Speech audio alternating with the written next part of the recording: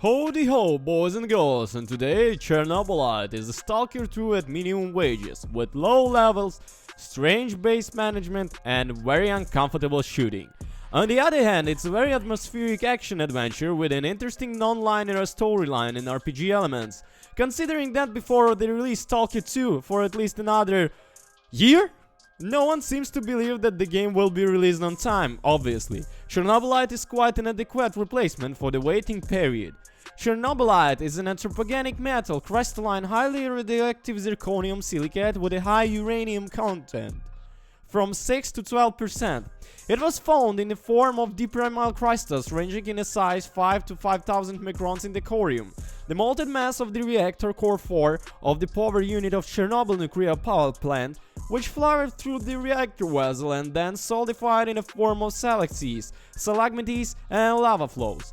The most famous formation from Chernobyl is an incredible radioactive elephant slag located under the bottom of the reactor, in the steam distribution corridor. Immediately after the disaster, elephant food was so radioactive that it could kill a person standing a meter away within 2 minutes.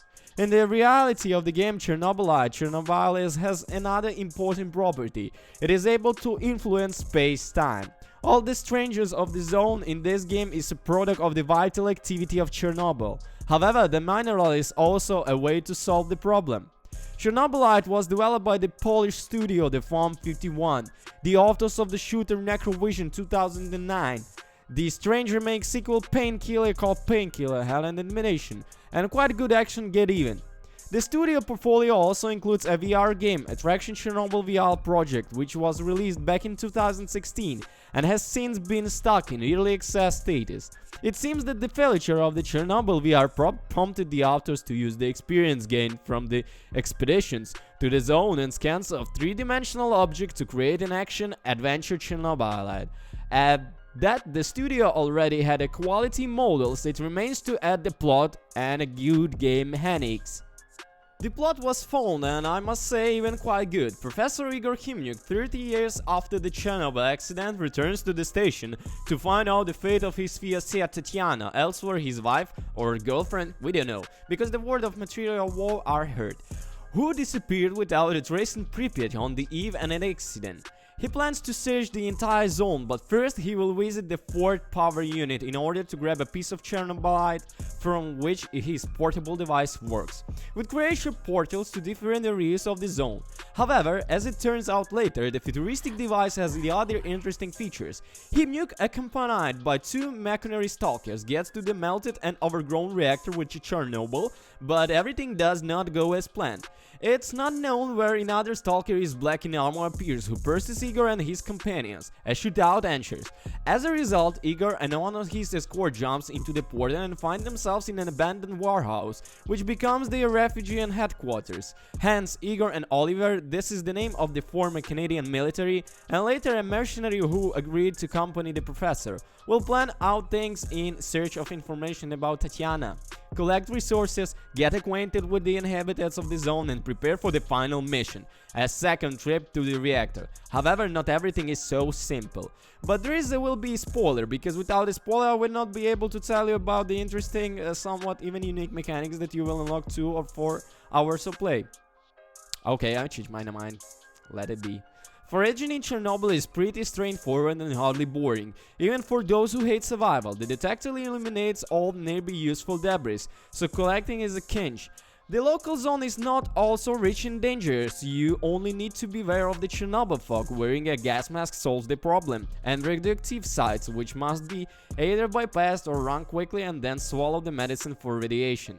For a short time, only Nar fighters and monsters can distract from the carefree hunt for mushrooms and scrap metal, but bestiary unfortunately is very short. There are only 2 types of ordinary monsters and they look instinct.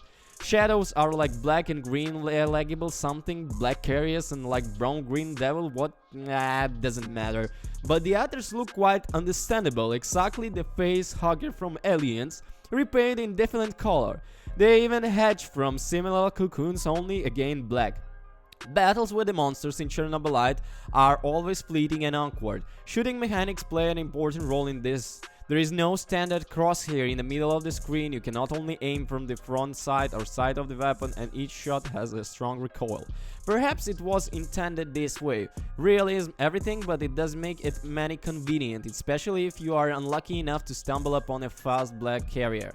These monsters rush to hero directly in the forehead, like to bury their hands in the chest and continue to run somewhere as they want to ram him through the truth. And even from such position, it's not easy to hit them because they fight ahead, so it's better to shot them at a long distance before they have time to rush into the attack. Collisions with the soldiers are no less painful, nor fighters, if they are not disturbed, behave like barely living idols. Back and forth, smoke, break. However, sneaking past them quietly is like playing Russian roulette.